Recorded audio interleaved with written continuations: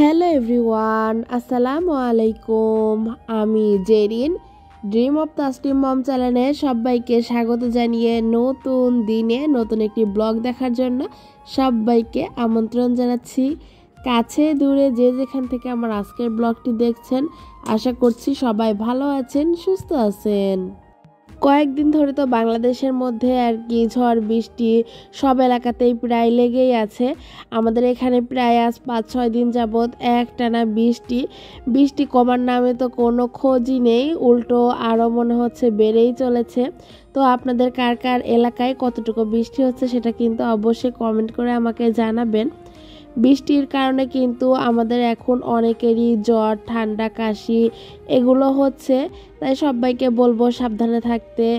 এখন যেহেতু করোনা ডেঙ্গুর সিজন, সেই জন্য আর কি সবাই সাবধানে থাকাই ভালো। আমরা কিন্তু পরিবারের 3 জনই খুবই অসুস্থ, সবারই ঠান্ডা, জ্বর, কাশি। আমার কণ্ঠ শুনেই হয়তো আপনারা বুঝতেছেন।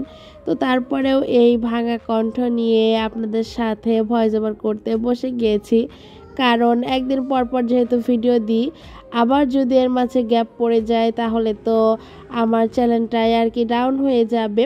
যেহেতু একটু একটু করে আমার চ্যানেলের রিচটা বেশ মোটামুটি বাড়তেছে, অনেকগুলো সাবস্ক্রাইবারও আসতেছে, তাই ভাবলাম ভিডিও এভাবেই কষ্ট করে এডিট করে আপলোড করি।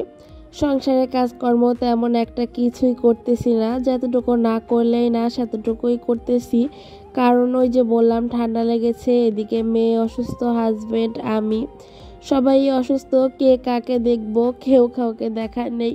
কিন্তু হয়তো বা 2-1 দিনের মধ্যে আমি আমার আম্মুর কাছে চলে যাব, কারণ এতটা শরীর খারাপ নিয়ে সংসারে কাজ করা আমার পক্ষে সম্ভব হয়ে উঠছে না। তো তারপরেও যতটুকুই পারছি খুব তাড়াতাড়ি করে তারপরে একটু রেস্ট নেওয়ার চেষ্টা করতেছি।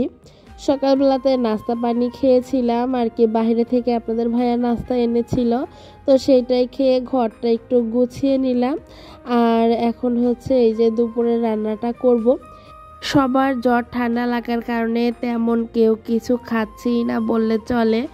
তো আজকে রান্না করব হচ্ছে এই যে পাঙ্গাস মাছটা আমার মেয়ের জন্য রান্না করব। পাঙ্গাস মাছটা ওর আসলে অনেক পছন্দ, তেলালা মাছ তো, ছোট বাচ্চারা এই মাছটা খেতেই আমার মনে হয় বেশি পছন্দ করে। আর সেই সাথে পুঁইয়ের শাক ভাজি করব, আর এই পাঙ্গাস মাছটা ভুনা করব। এটাই হচ্ছে দুপুরের আর কি রান্না। আমরা যারা গৃহিণী আছি আমাদের কিন্তু অনেক কাজ থাকে বাসায়। অনেক হাজবেন্ড আছে বলে যে বাসায় কি এত কাজ, কি করো, বাসায় তো কোনো কাজই নেই, এই তো রান্না বান্না। আসলে এই রান্না বান্না করতে গেলেও যে কতটা কাজ থাকে সেটা পুরুষ মানুষ কমই বুঝে। আমার হাজবেন্ডই তো বলে যে কি এমন কাজ যে এতটুকু কাজও তোমরা করতে পারো না। পরে আজ 2 দিন ও বুঝতে পেরেছে যে কি কাজ, কারণ 2-3 দিন যাবৎ আমি একদমই বিছানা থেকে উঠতে পারতেছিলাম না। আর এই 2-3 দিন রান্নাঘরটা ওই সামলাইছে, আর রান্নাঘরের অবস্থাটাও বেশ অনেকটাই খারাপ করে ফেলেছে। আমার আজকে একটু অসুস্থ লাগতেছিল, সেই জন্য আর কি মোটামুটি রান্না সহ পুরো রান্নাঘরটা একটু ক্লিন করে নিয়েছি। আমরা মেয়েরা যতই অসুস্থ হই না কেন, আমাদের সংসারের এই কাজ থেকে কিন্তু ছুটি নেই। একটা ছেলে কিন্তু চাইলেই অসুস্থ হলে অফিস থেকে ছুটি নিতে পারবে, কিন্তু আমরা মেয়েরা এই সংসার থেকে আর কখনো ছুটি নিতে পারবো না। সেই জন্যই কিন্তু বুদ্ধি করে হোক আর যেমন করেই হোক সংসার, বাচ্চা এভাবে করেই আমাদেরকে সামলাতে হবে অসুস্থ শরীর নিয়েও। আমার কিন্তু এইদিকে হচ্ছে সকালবেলাতেই আর কি উঠে পড়েছিলাম, বাইরে থেকে যেহেতু নাস্তা নিয়ে এসেছিল, সেই জন্য নাস্তাটা আর বানাতে হয়নি।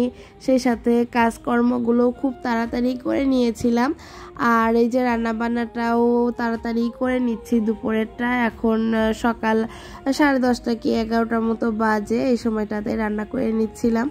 রান্না বান্নাটা যদি হয়ে যায় আমার মনে হয় যে দিনের অর্ধেকটা কাজই আমার শেষ হয়ে যায়। এছাড়াও যারা গুছিয়ে কাজ করতে পারে এরা কিন্তু প্রায় দিনের অর্ধেক সময়ের মধ্যেই সম্পূর্ণ কাজ শেষ করে বাকিটা সময় রেস্ট করতে পারে।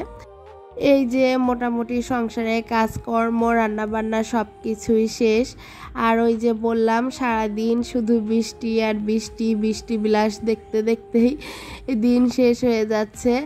এটা হচ্ছে বিকালবেলার ভিডিও। বিকেলবেলাতে কলোনির মধ্যে সব বাচ্চারা খেলাধুলা করে, বাচ্চার মায়েরাও এসে বসে থাকে। বৃষ্টির কারণে এখন তেমন কেউই আসতেছে না, আর সেই জন্য কলোনিটা একদমই খালি খালি লাগতেছে দেখতে। আর বিকালবেলাতে আমি একটু বসেছিলাম এই যে জামা সেলাই করার জন্য। আমি ভেবেছি যে গতকালকে মায়ের বাসায় চলে যাব, অসুস্থ শরীর নিয়ে সংসারে কাজকর্ম, বাচ্চা অসুস্থ নিয়ে আমি আর একা একা কিছুই করতে পারতেছি না, আম্মুও আসতে পারতেছে না। সেই জন্য ভাবলাম যে আমি চলে যাই। আর আমার মায়ের বাসা আমার বাসা থেকে খুব বেশি দূরে না, মাত্র 2 ঘন্টার রাস্তা।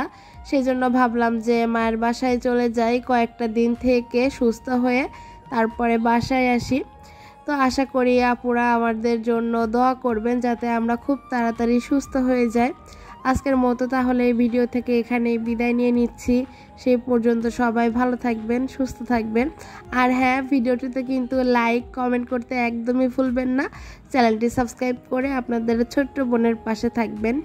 আল্লাহ হাফেজ, আসসালামু আলাইকুম।